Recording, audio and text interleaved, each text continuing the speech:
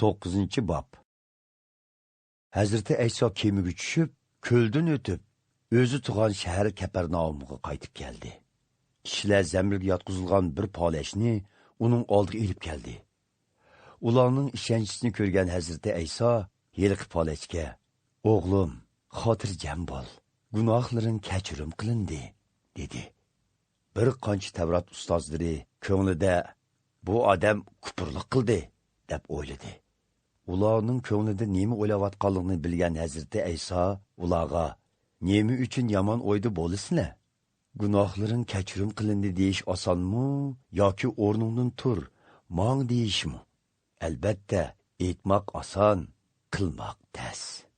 Ammo hozir inson o'g'lining yer yuzida gunohlarni kechirim qilish huquqiga ega ekanligini isbotlab beray", dedi. Ondan polach kasalga: "O'rningdan tur, o'rin ko'rpangni yig'ishtirib, uyingga qayt", deb buyurdi. Yelqi odam o'rnidan turib, uyiga qaytdi. Buni ko'rgan ko'pchilik qo'rqishib, insonga bunda huquqni bergan Xudoga madhiylar o'qishdi. Hazreti Ayso u yerdan chiqib oldi qarab ketayotganda bir bojgirni ko'rdi. Uning ismi Matta bo'lib, boj yig'adigan joyda o'tiradi. Hazreti Ayso uningga: "Menga agashkin", dedi. Matta o'rnidan turib, uningga agashdi. Hazreti Ayso Mattaning uyida mehmondorchilikda bo'layotganda, nurg'un bojgirlar va gunohkor deb qaralgan bir qism kishilarmi kirib, Hazreti Ayso va uning shogirdi bilan ham dasturxon bo'ldi. Buni ko'rgan parisiylar Hazreti Aysoning shogirdlariga: "Ustozinglarning bojgir va gunohkorlar bilan bir dasturxonda o'tirgani qanday gap?" deyishdi. Bu gapni anglagan Hazreti Ayso: "Sog'lom odam emas, balki kasal odamlar tevfiqqa muhtojdir.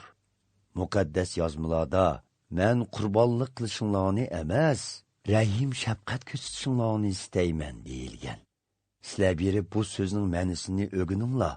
Men o'zlarini durust hisoblaydiganlarni emas, balki o'zlarining gunohlarini to'niydiganlarni chaqirg'ili keldim, dedi. Shu vaqtlarda Yahyo payg'ambarning shogirdlari kelib, Hazreti Aysoga: "Biz va parisiylar ro'za tutamiz. Sizning shogirdlaringiz nimishqa tutmaydi?" deb so'rashdi. Hazreti Ayso javoban mundaq dedi: "To'yi bo'layotgan yigit texi to'y ziyofati turgan chog'da mehmonlar hozir tutib o'ltirsa, qandoq bo'lg'ini? Albatta bo'lmaydi. Ammo yigitning ulardan elib ketiladigan kuni keladi. Ana shu chog'da ular qayg'u hasrat chekinidan ro'za tutadi. Hech kim konu ko'nglakka kirishib ketadigan yangi raqtin yamoq samaydi. Unda qilsa, kiyim yuyilganda yangi yamoq kirishib, kiyimni yirtib tashlaydi. Natijada yirtiq texmi yo'g'inab ketadi. Shuningdek, hech kim yangi sharobni konu tulumga qochilmaydi. Agar unda qilsa, yangi sharobning ko'pishi bilan tulum yeriladi-da, sharobmi to'kilib ketadi. Demak, tulummi qodin chiqadi. Shuning uchun yangi sharobni yangi tulumga qochilash kerak.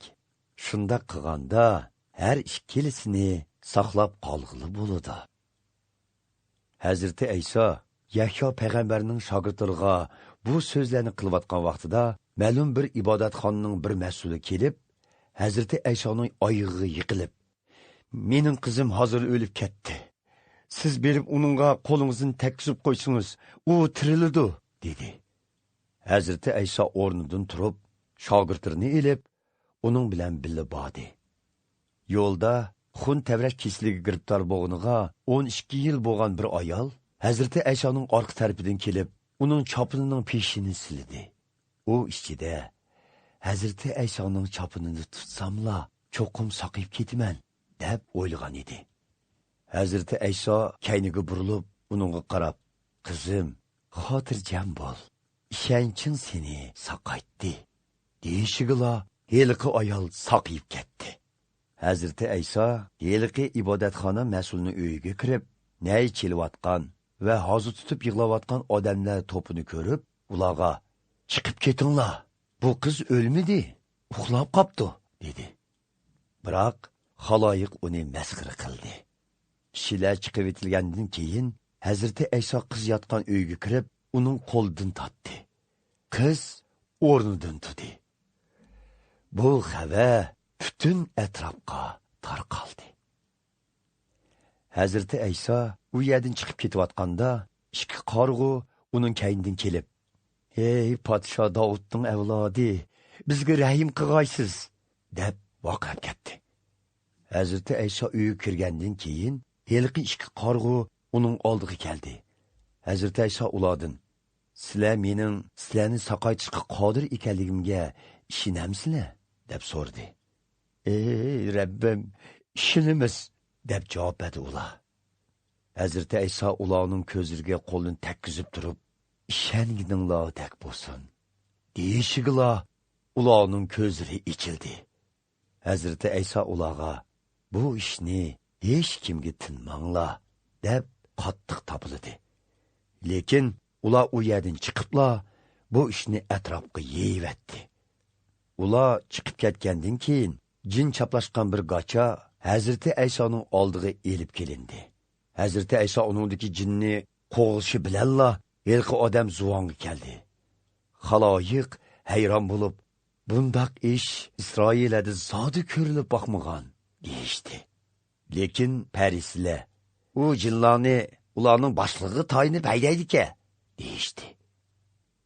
Hazreti Ayso butun shahar, yezi qishloqlarni orlab, har qaysi ibodatxonalarda ta'lim berib, Arishning podshohligiga doir xush xabarni taqatdi va xalq ichidagi har xil kasallik va og'riq-soqlarni saqaytdi. U to'p-to'p odamlarni ko'rib, ularga ich og'ritdi. Chunki ular qo'ychisiz qo'y podlaridek panohsiz, bechoralar edi. Shuning bilan u shogirdlarga qutqizilishga intildiganlar mo'l hosuldek ko'p, biroq hosulni erishish uchun ishlaydiganlar oz ekan. Hosulning egisi bo'lgan Xudodan ko'proq ishchi avatib, hosulni yig'ib olishni tilanglar, dedi.